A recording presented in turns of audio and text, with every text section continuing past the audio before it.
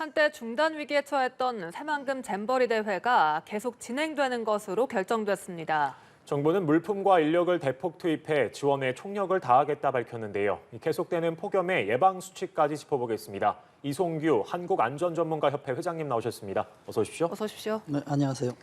네, 잼버리 대회가 예정대로 네. 오는 12일까지 진행되기로 결정이 됐습니다. 각국 대표단 회의를 통해 결정이 됐는데 사실 영국과 미국, 싱가포르가 철수를 결정하면서 다른 대표단에게도 영향을 미치지 않을까 했지만 결정은 좀 달랐어요. 네, 말씀하신 대로 지금 각국 K단에서 지금 계속 하기로 결정을 했는데요. 지금 제가 참석 인원을 봤거든요. 네. 그런데 이번 대회 총 참석 인원이 153개국에 4만 2천 명 정도 됩니다. 예. 그런데 영국, 미국, 프랑스를 합하니 15% 정도밖에 안 돼요. 그렇기 때문에 인원으로 봐서나 여러 가지로 보면 이 진행에 큰 문제는 안 되겠다라고 그렇게 판단하고 있습니다. 네. 예, 또 이번 잼버리 파행의 가장 큰 원인으로는 이 폭염도 폭염이지만 이 개최지 선정에 있다는 이야기가 있는데 애초에 여름 야영에 부적합하다는 장소였다는 지적이 나오는데요. 그렇습니다. 그런 내용도 맞거든요. 왜냐하면 비가 온 다음에 지역이었었고요. 예. 또 이 새만금 지역이 매립지였기 때문에 어떤 비나 어떤 외부에 대해서 더 약했고요. 그리고 또 허벌판이거든요. 예. 그래서 장소를 잘못했다라고 지적을 합니다마는 저는 그렇게 보지 않거든요.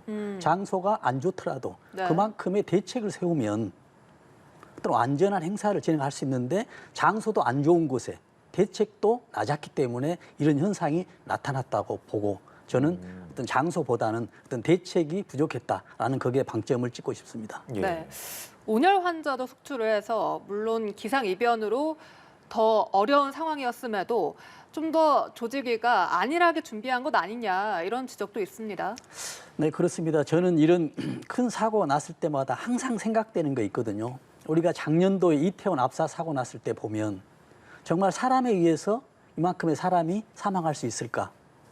또 올 봄에 보면 저기 터널 있지 않습니까? 방음 네. 터널.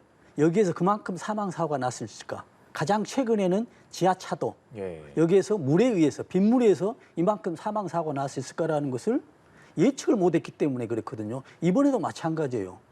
날씨에 의해서 이런 거대한 큰 행사가 정말 4년마다 그 행사되는 정말 그 153개국 4만여 명이 참석하는 이런 행사에 더위 때문에 이런 혼란이 이런 스톱이 될 만한 이런 상황이 벌어졌을까라는 것을 예측을 못했기 때문에 대책이 없어서 이런 상황이 이런 사달이 났다라고 그렇게 보고 있습니다. 네, 또 그리고 앞서 불량한 위생 상태나 아니면 식사도 문제가 제기가 됐었고 또 특히 대회에 참가한 청소년들은 이 벌레 물림을 통해서 피부 발진 같은 문제도 계속 제기가 됐었는데 이런 부분도 대비가 안 됐을까요? 그렇죠. 이런 부분에 우리가 안전에서 보면 여러 안전이 있는데 위생 관리 안전이 있거든요. 위생 안전이 굉장히 미흡했다고 보고요. 가장 그 어처구니 없는 건 우리가 음식 먹는 음식 있지 않습니까? 예. 네. 계란 안에 곰팡이가 피어 있다 할지 어. 뭐 이런 것이 있다는 얘기는 기본적인 어떤 시스템들이 잘못되고 어떤 관리가 안 됐기 때문에 이런 나타났다는 것은 해외에서도 정말 그 안타깝게 보고 있는데요. 앞으로 이런 거에 대해서는 정말 새롭게 꼭 그 안전을 지켜야 된다라는 그런 말씀을 드립니다. 네. 엎친 데 덮친 격으로 이 야영장 내 코로나19 확산도 문제가 되고 있습니다. 네. 어제까지 확진자가 70명이었거든요. 네. 그렇다면 이런 상황 속에서 참가자들 건강이 더 우려가 되거든요. 그렇습니다. 지금 70명 중에서 65명이 외국인이고요. 내국인은 별로 많지 않거든요. 네. 똑같이 참석했는데 우리 국민들이 참가자들이 더 건강했다라고 볼 수 있는데 저는 또 다른 각도로 볼 수 있거든요. 왜냐하면 이 데이터는 내가 환자라고 신고한 사람이 70명이거든요. 그래서 신고하지 않는 사람은 이보다 훨씬 더 많다는 얘기죠. 네. 우리가 코로나가 극성했을 때도 신고하는 사람이 있거든요. 왜냐하면 내 생활에 내 개인 업무에 문제가 될 것 같아서 얘기를 안 한다 할지. 근데 지금은 이제 코로나가 더 약해졌어요. 그렇기 때문에 웬만한 사람은 걸려도 말을 하지 않고 그냥 네. 감기겠지 하냐고 병원도 가지 않는 이런 환자가 있기 때문에 코로나 환자는 이보다 훨씬 더 많을 것이다 라고 이렇게 예측을 하고 있습니다. 네, 또 잼버리 현장의 정부 부처와 민간의 지원도 계속 이어지고 있는데요. 이 정부가 쿨링버스랑 그늘막, 이 캐노피 같은 더위 대피 시설을 좀 늘리고 의료 인력도 대거 추가하기로 밝혔습니다. 네. 이외에도 또 추가한 필요한 조치가 있을까요? 그렇습니다. 지금 상황이 지금 상대 습도가 90%거든요. 우리 네. 상대 습도가 90%란 얘기는 지금 공기 중에 흡수할 수 있는 수분의 양을 90% 거의 최대한 지금 흡수했다는 얘기거든요. 네. 상대 습도가 많다는 얘기는 굉장히 호흡에 곤란이 올 수 있거든요. 그래서 건강에 어떤 컨디션에 문제가 돼서 어떤 병이나 바이러스에 노출될 확률이 굉장히 많아요. 그리고 또 체감 온도도 지금 40도 육박하고 있다는 얘기거든요. 네. 지금 올해부터 폭염특보, 폭염주의보와 경보를 체감 온도에 따라서 기본 기온 온도에 따른 게 아니고 체감 온도에서 따라서 35도 이상을 이제 폭염특보를 하고 있는데 지금 온도가 40도가 되거든요. 그렇기 때문에 이런 것들을 전부 감안해서 대책을 세워야 되는데요. 추가적으로 한다면 네. 지금 오기 전에 제가 기상청 예보를 봤거든요. 예. 지금 태풍 카눈이 오고 있습니다.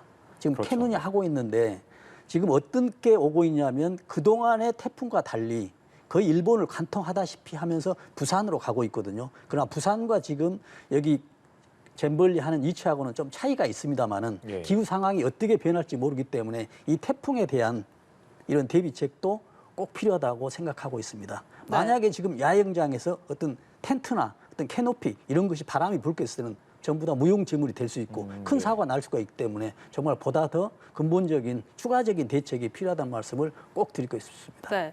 잼버리뿐만이 아니라 전국 곳곳이 폭염에 시달리고 있습니다. 온열 질환자 사망자도 속출하고 있어서 먼저 이 온열 질환 증상이 어떤 것부터 나타납니까? 그렇습니다. 지금 온열 질환하면 우리가 대체적으로 일사병하고 열사병을 얘기하거든요. 근데 우리가 쉽게 이야기하면 우리 몸의 온도가 올라가면 온도를 낮추기 위해서 몸에 수분을 발산합니다. 이게 땀이거든요. 예.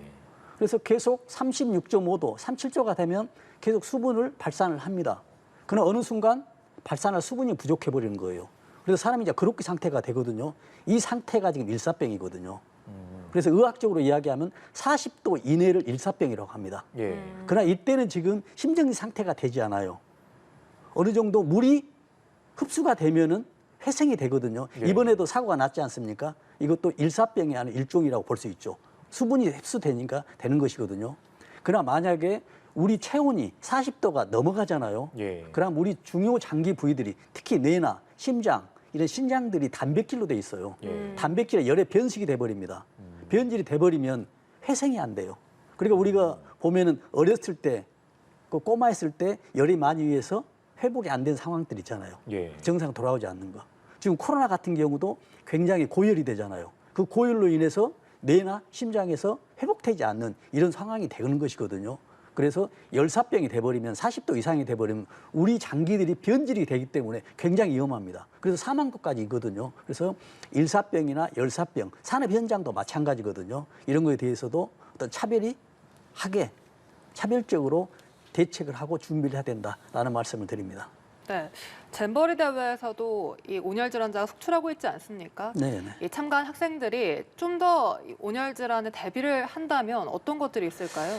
그렇습니다. 지금 온열 질환에 대비하는 것은 날씨가 가장 중요한 원인이거든요. 그리고 우리가 보통 일반적으로 온도가 가장 높은 2시에서 5시 사이에 이제 피하라고 하지 않습니까? 네. 이것도 당연한 건데 저는 무슨 말씀을 드리고 싶냐면 네. 어떤 질병이든 바이러스든 감기든 그날의 컨디션에 따라서 옮기거든요. 우리가 똑같은 세 사람이 식사를 코로나 했었는데도 어느 한 사람은 걸리지 않았거든요. 예. 이 얘기는 그 사람이 건강할 수도 있는데 약한 노약자분들도 그날의 컨디션이나 어떤 의학적인 컨디션이 좋았을 때 그래서 어떻게 보면 영양 섭취를 잘해야 됩니다. 충분한 휴식을 가져야 되고요. 또 컨디션이 좋은 상태로 하면 이런 질병들이 이런 바이러스나 코로나가 걸리지 않거든요. 그러나 시간이 가면 갈수록 체력이 지금 부족한 상태이기 때문에 예. 이보다 더 좋은 영양 상태, 더 좋은 컨디션 이런 것들을 만드는 것도 중요한 어떤 일환이라고 생각합니다. 예, 그러면 또 이번에 잼버리 관련된 내용 말고도 이 폭염이 계속 지금 기승을 부리고 있고 네. 그래서 우리 국민들이 좀 건강 수칙을 지키기 위해서 좀 뭐 알아야 만한 예방 수칙 같은 건 좀 없을까요? 그렇습니다. 뭐 햇빛 노출을 좀 줄이거나 커피나 탄산음료도 피해야 한다고 알고 그렇습니다. 있는데요. 지금 우리가 아까 이야기하지만은 일사병을 대비하기 위해서 물을 흡수를 해야 되거든요. 예. 그래서 이온 음료 있지 않습니까? 우리가 이온 음료들은 굉장히 흡수를 잘하기 때문에 잘 되는데 네. 우리가 이런 경우가 있거든요. 지금 물이 부족할 때 소금물을 타서 소금물을 흡수하지 않습니까?